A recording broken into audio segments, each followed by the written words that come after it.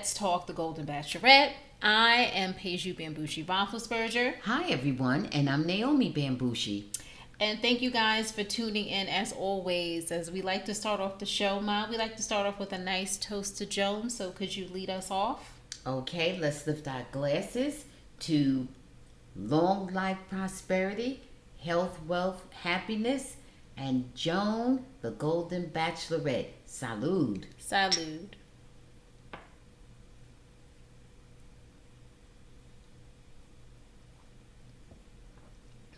Okay. Whew. Oh boy. So this one is a little bit of a sad one, I think. So we're going to start off.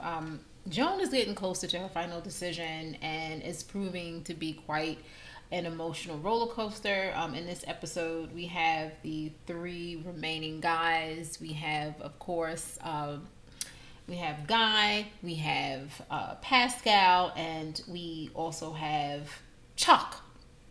So we're going to see the 3 days. Now, Joan is visited by none other than Nancy from the Golden Bachelorette, from the Golden Bachelor. Now, I did not remember Nancy. Did you even remember her? Nor did I. And supposedly Nancy was another, for lack of a better term, Nancy was another also ran. Right. Okay? Right. There was a bunch of also ran, some more memorable than others. Mm-hmm. Nancy was not one I really even recall. I didn't even recall her at all. She was very nondescript, indistinguishable from the other ladies for the most part. She seemed nice enough, but I would have liked for them to have... She seemed attractive. I just don't remember her. Yeah, I wish they would have either brought back somebody that we remembered or brought back an actual celebrity or brought on a celebrity. Absolutely. But she talked to Nancy and, she was really kind of, candid about her feelings. Oh, let me insert this quickly, daughter. I'm mm-hmm. just wondering, just a quick thought. Sure. I'm just wondering if Nancy may have been auditioning for the Golden Bachelorette. Maybe. Season 2. Maybe. Okay, just wanted to throw that in there. Maybe. Because she was very attractive, I thought. She was, but nice. She didn't seem very exciting. Seemed Not like a snooze all. fest. Not at all. You're right. Okay. So now we are in Tahiti for some 3 beautiful Tahiti. dates. Yes. Oh, yeah. Yes. So first up we have Guy. And they spent some time on this cruise ship before snorkeling with stingrays and sharks. And I don't know, I always wanted to snorkel, but I don't know how I feel about stingrays. So I don't trust them.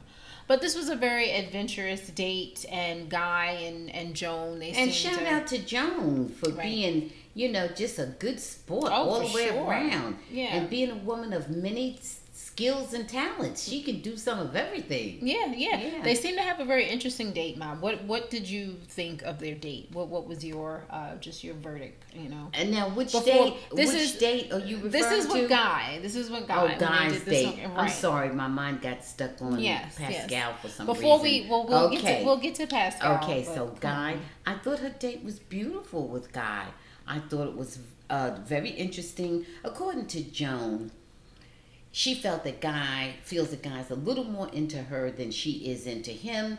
And she thought maybe the date would do something to sort of elevate her feelings toward Guy. Mm-hmm. I mean, these are Joan's words. Yes. And I think she said that the date did do a lot and she really did enjoy the date. Mm-hmm. And she spoke with him and let her know her views mm-hmm. about intimacy and so on and so forth, and they shared a lovely evening together. They did. So when we say they shared a very lovely evening, she, talked about her choice with the fantasy suites, where she wanted them to focus on the emotional intimacy rather than the physical intimacy. So you can, spend the whole night talking, but none of the actual, right. Cha-ching, right. Get down, right. Until she found the one. Right, because she felt uncomfortable actually putting herself in a position where she could potentially end up sleeping with 3 men almost simultaneously. Right. So she really didn't like the That's another optics show. of that.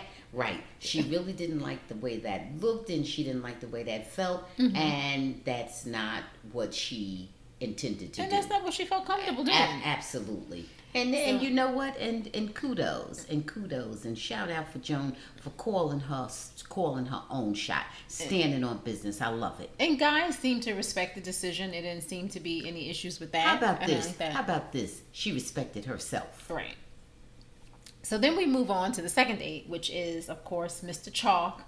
Now, Chock has been a front runner for a while. Chock seems very, very much into Joan, and Joan, Joan is loving that.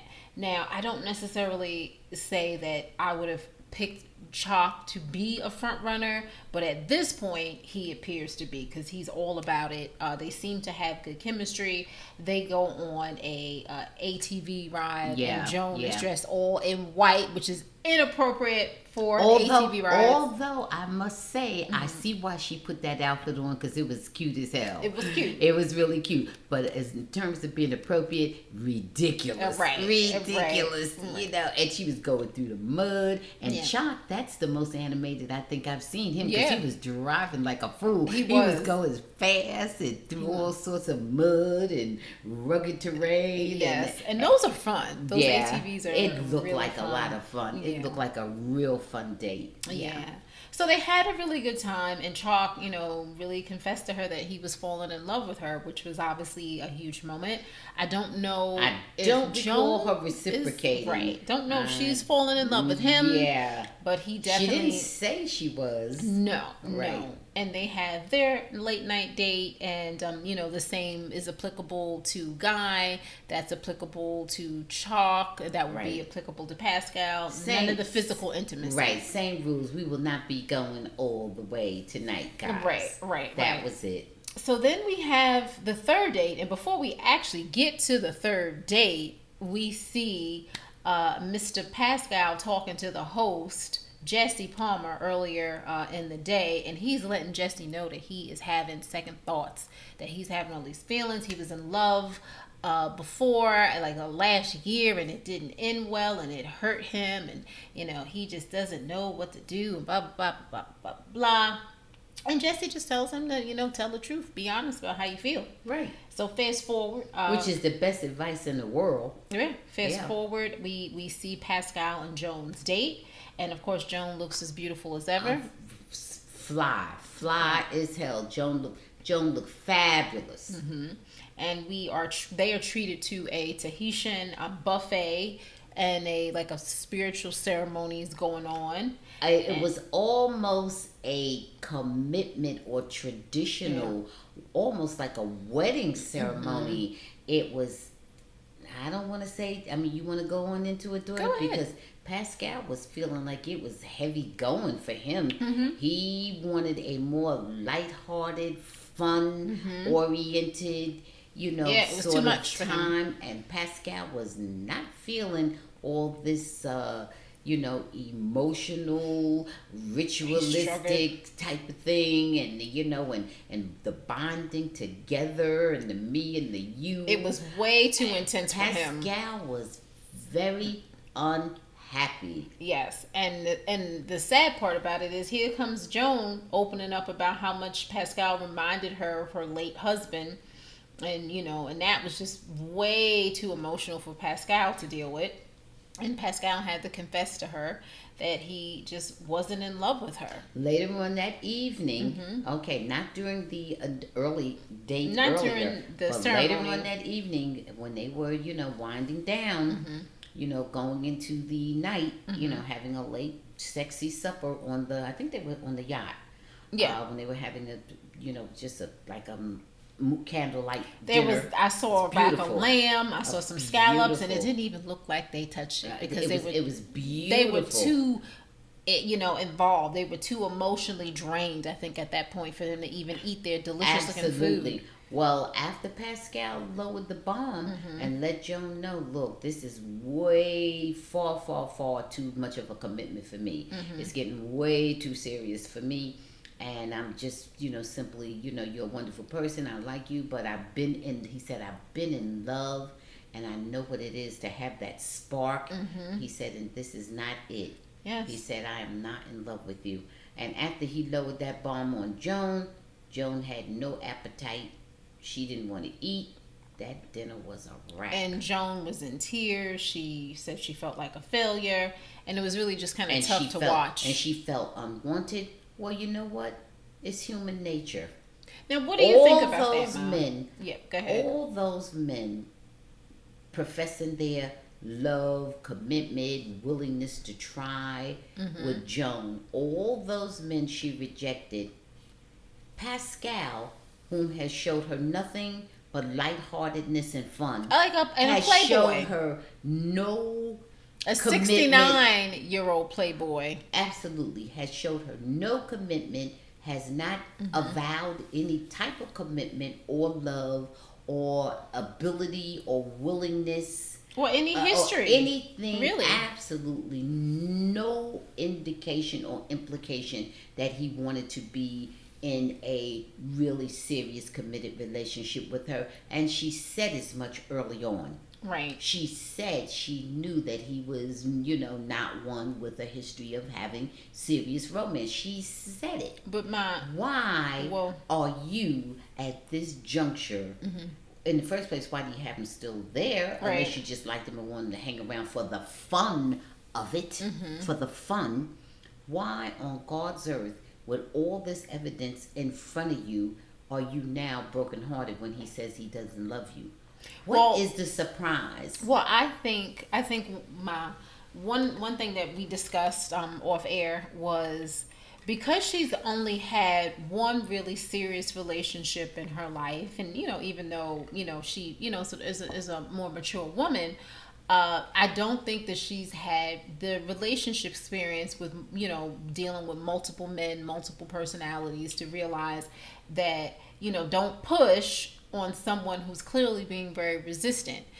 There was nothing about him that was coming towards her. Everything about him was going away from her. Absolutely. Just like with Jordan. She picked it up with Jordan, but I don't understand how she had Jordan and Pascal in her top 4. That's what's strange to me, when they're, like you said. I can understand it if it's just all about going on a few more fun dates and knowing you're going to get rid of them toward the end. But I can't understand this breakdown over Pascal. Yeah. It seems very inauthentic to me. Yeah. I'm not buying that. I understand, but she called it out about him earlier on during this process. So what made you think that later on he was more committed? Yeah. He did or said nothing to make you think he was any different than he was when you first started. Yeah. And he took his shot on being on the show because out of 24 guys, he didn't know what number he would come in. It was a good chance that he wouldn't come in number anything. Well, that's what he said. Well, that's he what it is. much. Statistically, he is correct. He could have gone home anytime from day 1 up to day whatever day. Yeah. So statistically, it made sense for him to give it a shot. Yeah. If he just wanted to go for the experience and but the I'm fun talking of about it. Joan. In my opinion, no, his perspective. I'm saying, because some people might question why he came on, and that's why I'm saying it. But for Joan, to me, I hear everything you're saying, but Joan should have known better. She didn't have to experience it herself directly. She's lived on the planet long enough to understand about human nature. She's a mother, she's a grandmother, and she's a professional career woman. And even if many things I haven't gone through at my stage of the game, but I understand that it is not necessarily the thing that I think it's more ego and human nature. Well, you know what else? Another thing that she mentioned, and I didn't think about it, well, with Pascal in particular, she said that the other 2 men were retiring and Pascal was not. Pascal was still going strong, and that was attractive to her. That's the sexy energy. Right, because that sexy she's energy, like, I don't want to slow down. And you know what? But guess what?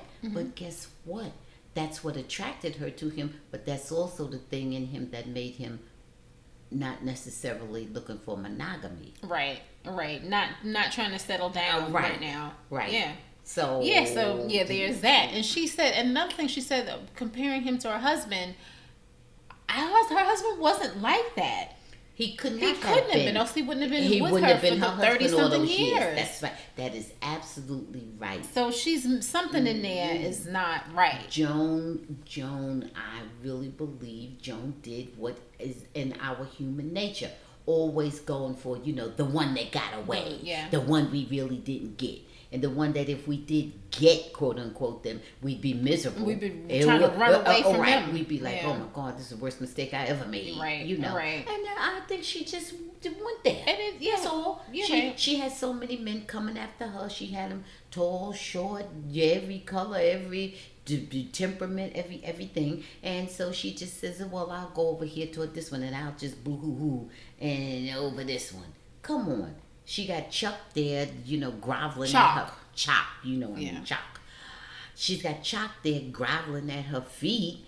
And then she's got Guy there who's a doctor, right. And, we'll see how things we'll unfold. See. So right? so listen, so she's going to have two choices.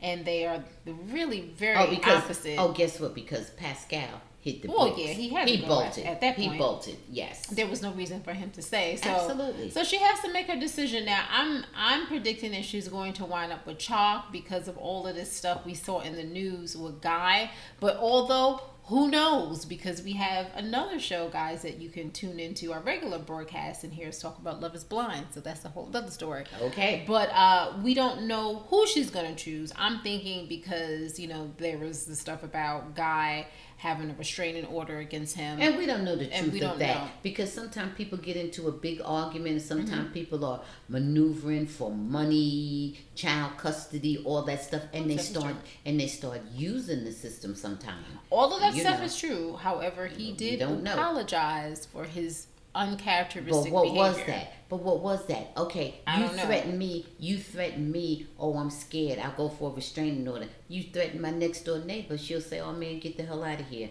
I'm not, you know what I'm saying? What does that really mean? We don't really know.